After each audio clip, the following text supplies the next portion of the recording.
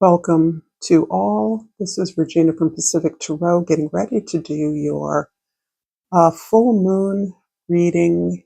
The wolf moon in January is in Cancer, and it occurs exactly on the 3rd of January, depending on where you are in the world, of course. And this is a new moon, new year message. This is about the wolf moon in the northern hemisphere. And it's called that because in the wintertime, the howling of the wolf signifies a kind of echo chamber throughout a landscape that is now barren and has been and is being purified, crystallized through the process of hibernation. In the southern hemisphere, this may be a similar experience reversed. So, as this is the return of the light after the shortest day of the year in late December, this is equivalent to the longest day in the year in the southern hemisphere, where you are conversely looking at your place of belonging in the world. And this place of belonging is declaring its independence, its uniqueness, what you have built into. So this is relevant to your location in the world, and I'm aware that the Global South is often responding to the Northern Hemisphere calendar.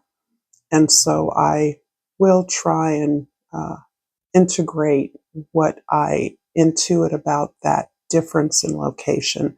But this is about the healing process. This is a meditation that has been occurring to me about the honor of caring for our individual bodies, for healing ourselves, for doing the work. And it's also about the healing work we do for ourselves impacts on generations.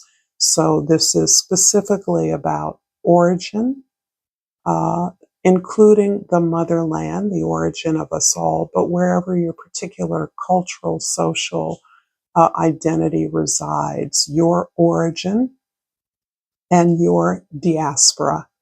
So many of us are in some kind of diaspora from an original homeland. And that is our experience. So I have laid out the present energy along that line, and we will check in with the past, the origin, and the future with the healing process itself, the Crow Tarot and the Egyptian Tarot. I want to first look at the tarot energy that is on the surface here. This is the Fool card, which is indicating for many of you, you are in a completely new experience of life. This represents a liberation from complete and comprehensive attention to your material experience. Yet it is built upon that. So underneath the deck, the Lord of Jades, this is the King of Pentacles in many decks, and this is about our mastery over the material world. By mastery, I don't mean that you are a captain of industry, or you are wealthy, or you are the CEO. You are the CEO of your life. You are in control, and you recognize that your effort is rewarded by the rewards, the fruits of your labor. And you not only devote yourself very conscientiously to discipline, work, effort, building, creating is your foundation, and you recognize that something is a result of that, and you've learned about how to attract abundance into your life. That abundance can be comfort, stability, security, and it can be a measure of prosperity, but it is abundance on your own terms. So we are looking at a kind of breakthrough, a new version of who we are. In many ways, the Fool here is representing You are a child of the universe, God, whatever overarching theme of consciousness that you resonate to. You have returned to the seed. You recognize that you are creating your destiny based on a complete faith and openness, a kind of innocence regarding a very clear experience of cause and effect. So you are now exploring this new world that you are aware that you are creating, that you have always been a part of. And this is where the idea that you originated in whatever way that you understand that according to your beliefs, you originated in the past and you were perfect in that moment of creation. And through your successive trials and experiences, you retain and amplify that light through your awareness. So we are in our diaspora, uh, sharing our gifts with new cultures, communities, associates, loved ones, making new connections to the earth, which is our birthright. I also pulled an oracle card. And I pulled success. I know that there's no greater goal than to love. And this really does take me back to the original idea of my own meditation, the seed or the theme of that. And that is self-care, a way in which your experiences and your ability to survive and navigate the trials, the challenges, as well as the successes and rewards, has gained you this respect for not only your body as a microcosm, as a psychic map of the world, the external world, but it's also given you the sense that you are entirely supported, that you are part of a larger team, that your ancestors are a part of you with whom you exchange on a consistent basis, particularly as you learn to ask for that love, that attention, that nurturance, and receive it. You come to a sense of reverence around who you are and what you bring. That those who have nurtured you through this world, this experience, are fulfilling, taking care of, attending to those things that you need assistance with, fills you with incredible loyalty, devotion, and the sense of honor and the ability to care for yourself. So there's an incredible, I feel that there's a breakthrough here in your understanding all life is opportunities for growth and recovery. The current energy, the sun is at the center here, and this is really consistent with a larger theme about what a word I rarely use, soulmate-ism.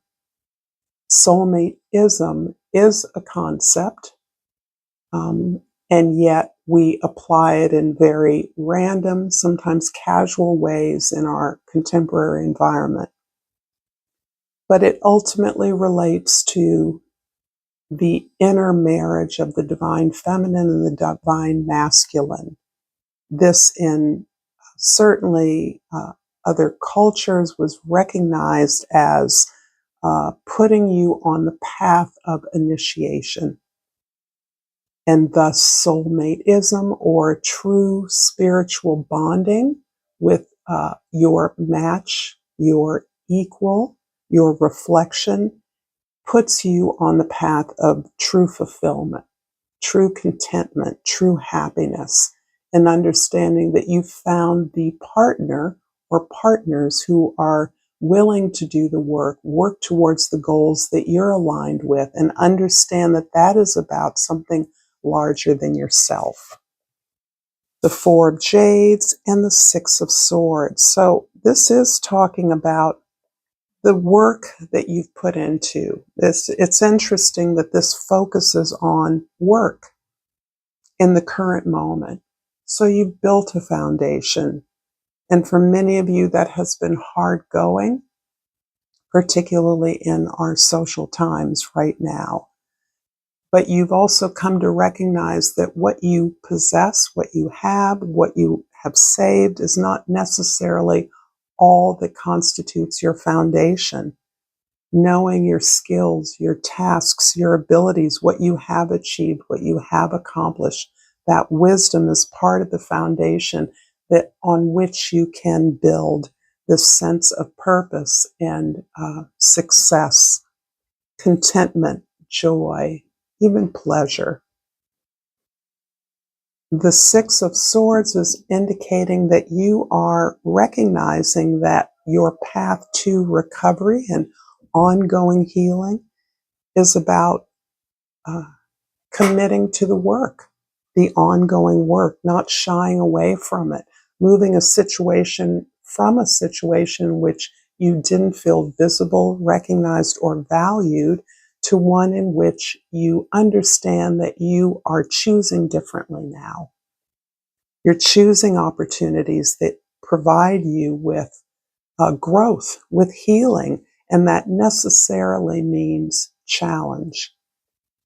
It's not about suffering, because I think you're leaving the suffering behind and you're recognizing that the challenge is in understanding your value, that you're valued. This is the child that we are seeing, the child of the universe that you are preserving within, that you're recognizing.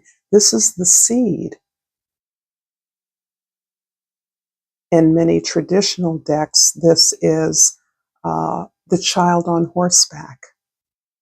So here you understand your work is to preserve that light that you've always had, that light that you're understanding at a deeper level all the time.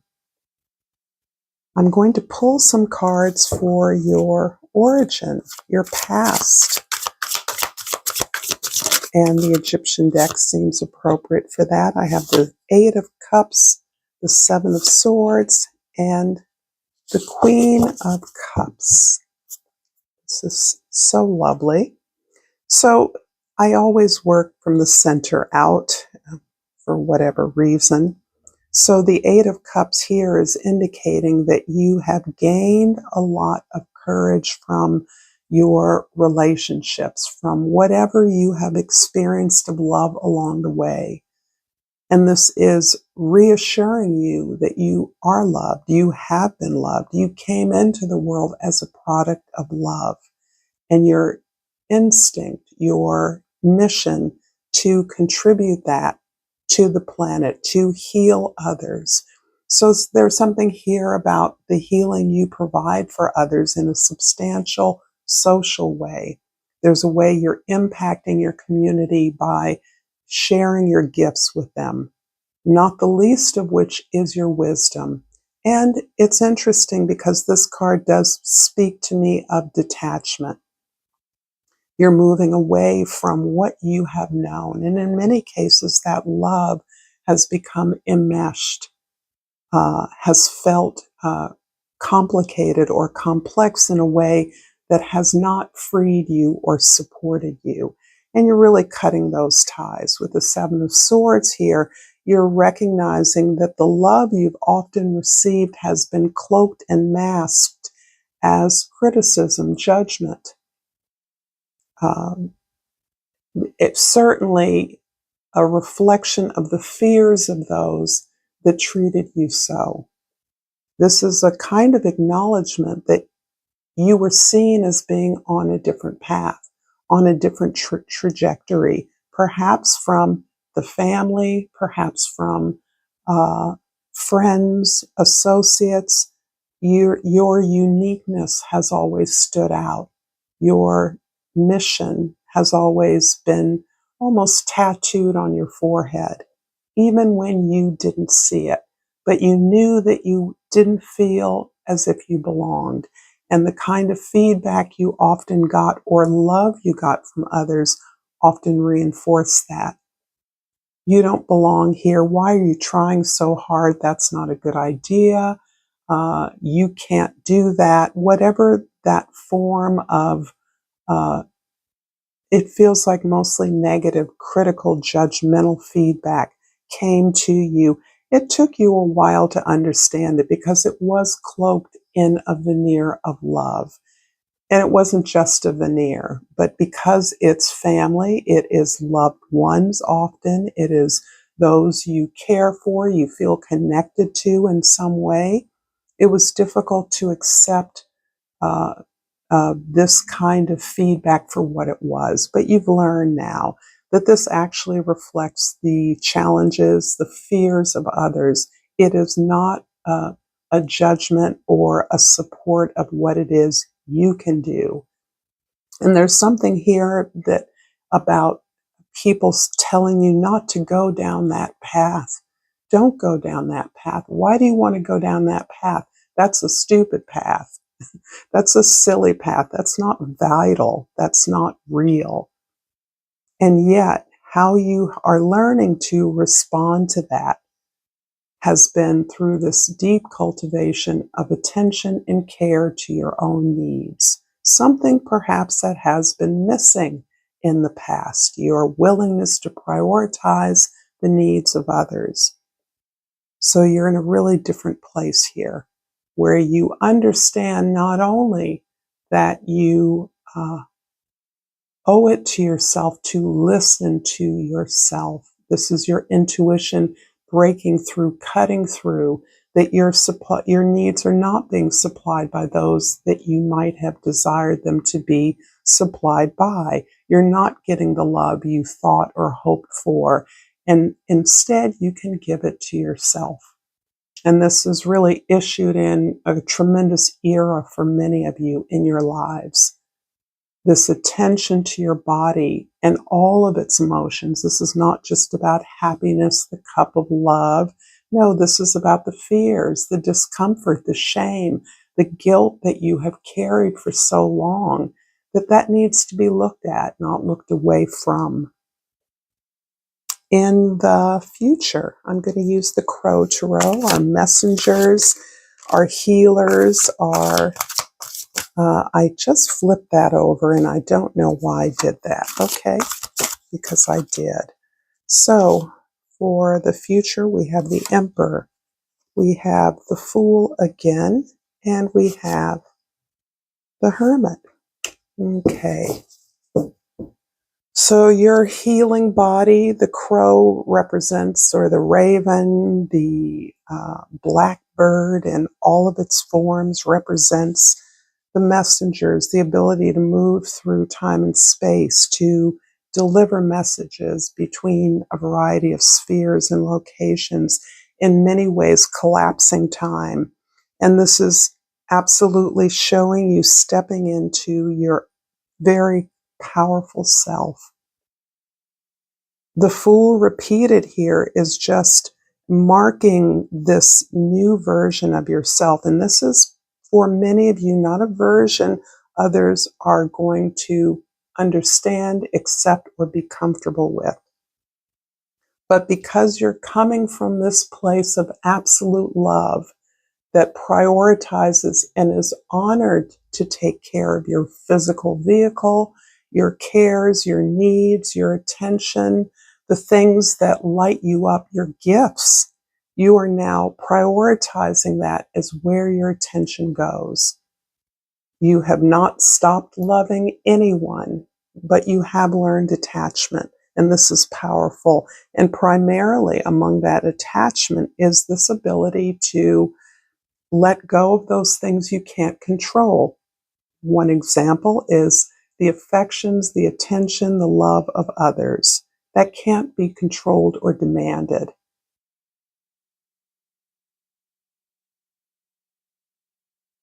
It is about the sense of sovereignty you now have about your own life and your own decisions.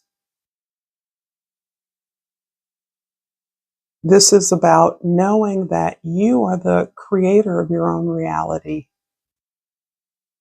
through the control of your energies, your talents, your wisdom, and your decision making. So this is about choosing differently.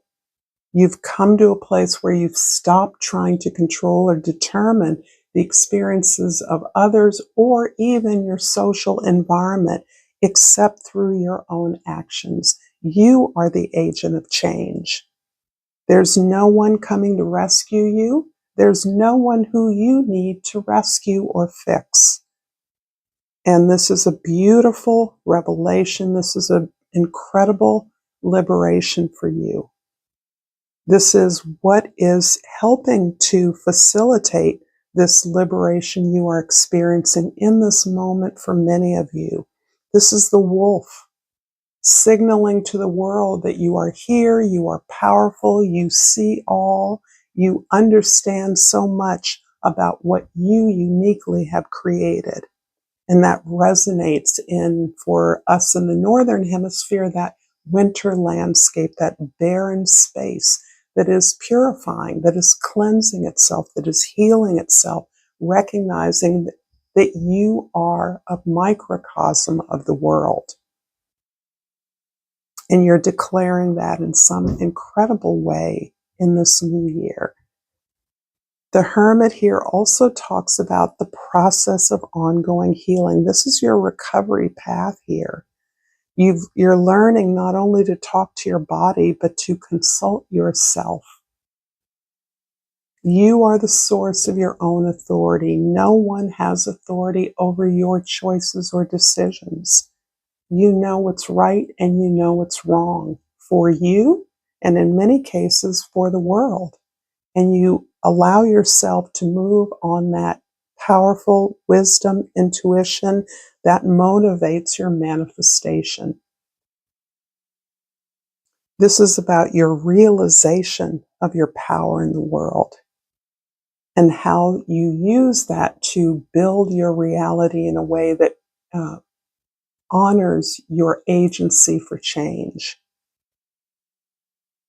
And what is so powerful about this overall energy is that this is a reminder of your eternal light. This is putting you in a place of realizing, in fact, that you are a seed. You are an evolving soul, finding new ways of expressing your light in the world in another life, a new version of your life. And so this is the return of the light manifesting through you, through your actions, through your decisions, through your authority, through your faith and belief that no matter what happens, you can deal with it, you can transform it, you can triumph over it, you can overcome it. I'm going to leave this here. Thank you so much for this beautiful message, Spirit. I hope you've enjoyed this. Please, I thank you for your likes, your acknowledgement, your support, your recognition, your subscribes, all the ways that you are present here with me now. Until next time, namaste.